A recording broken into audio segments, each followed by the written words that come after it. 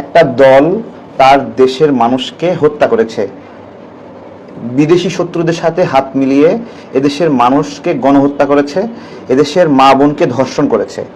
সেই দল জুলাই গণ অভ্যুত্থানের অজুহাতে বাংলাদেশে সুযোগ পেয়েছে লাইমলাইটে আসার জন্য, এবং এমনভাবে জোট করছিল যে একটা আতঙ্কিত হওয়ার মতো একটা বিষয় ছিল।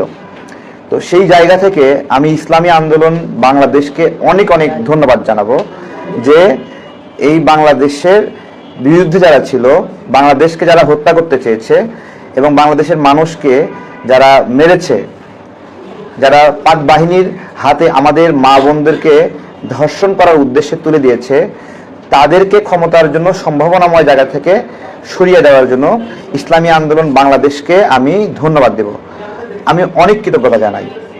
দেখুন, আমি একটা চিন্তা আছে, আমরা তো অনেকদিন থেকে অ্যাক্টিভিজম করছি, বিভিন্ন সময় দাড়িওয়ালা টুপিওয়ালা মানুষ দেখলেই আওয়ামী লীগের সময় অনেক হ্যারাসমেন্টের শিকার হয়েছে। তো আমি এটা নিয়ে অনেক আমার চিন্তা ভাবনা ছিল যে এক্স্যাক্টলি দাড়ি টুপি এটাকে টার্গেট করছে কিনা। তো আমি খুব সেক্টর ভিত্তিক যখন অ্যানালাইসিস করলাম, বিভিন্ন ইসলামিক গ্রুপ, তাবলিগ জামাত, হেফাজতে ইসলাম অথবা জাকের পার্টি, আরও বিভিন্ন ইসলামিক দল যেগুলো আছে, তো আমি দেখছিলাম যে এক্স্যাক্টলি দাড়ি এবং টুপি থাকার কারণে নির্যাতন করা হচ্ছে বিষয়টা এরকম না। বাংলাদেশের বিরুদ্ধে অবস্থান নেওয়া একটা দলকে ঠেকাতে যাচ্ছে এবং তারা দাড়ি টুপির ছদ্মবেশে আছে, যারা এখানে ধর্ষণ করেছিল এবং ৭১ সালে আমাদের আমাদের আমাদের সন্তানদেরকে, এদেশের সন্তানকে হত্যা করেছিল।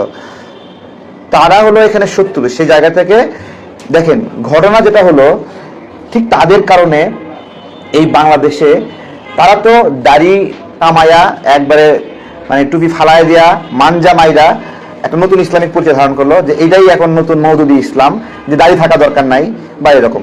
আবার কইেন না ভাই তোর দাড়ি নাই কেন, ঠিক আছে, আমি দাড়ি রাখি না।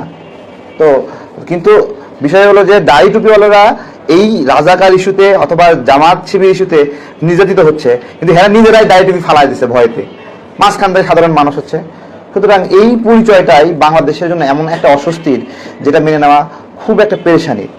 তো আসলে ধন্যবাদ ইসলামী আন্দোলন। আজকে একটা ঘটনা বলি, এটা সম্ভবত ব্রিটেনের কথা। এটা সেখানে একটা গুহার মধ্যে একদল আলেম দীর্ঘদিন সাধনা করছে, দীর্ঘদিন পড়াশোনা করছে। অদ্ভুত, ব্রিটেনের মতো জায়গায় আলেমরা এরকম গুহার মধ্যে পড়াশোনা করতেছে, তারা কোরআন শিখছে, হাদিস শিখছে। তো বেসিক্যালি ওইটা ছিল এমন একটা বিকৃত ইসলাম শেখানোর প্রজেক্ট, যাদেরকে ঠিক ইসলামের আদলে আম জনতা দলের তারেক রহমান পড়বে।